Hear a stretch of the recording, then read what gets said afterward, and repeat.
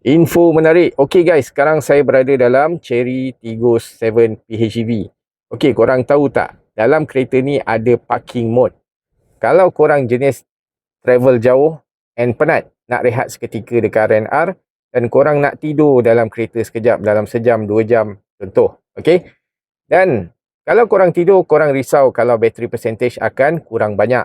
Jadi, korang boleh gunakan parking mode. Okey, parking mode dekat dalam ni guys korang klik dekat gambar kipas ni. Okey, dia akan keluar air conditioning punya ni. And dekat sini nampak tu P dengan logo kipas. So korang boleh aktifkan parking mode. Okey, bila parking mode aktif, dia akan off semua skrin dan mengurangkan penggunaan electrical dalam kereta ni. So battery percentage korang tidak akan kurang banyak walaupun korang rehat dalam sejam, 2 jam tidur dalam kereta. Yang hidup hanyalah air conditioning untuk bagi korang keselesaan.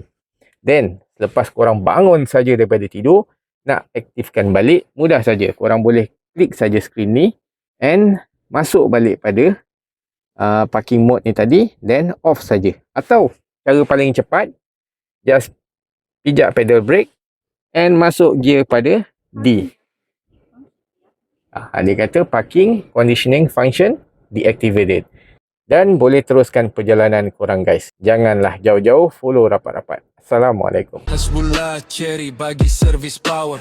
Dari mula sampai kunci semua settle proper. Khidmat terbaik, bukan janji kosong, customer senyum. Itu yang penting. Kalau dah rasa comfort tak patah balik, Chery dengan Hasbullah memang real di lobby baik. Chery.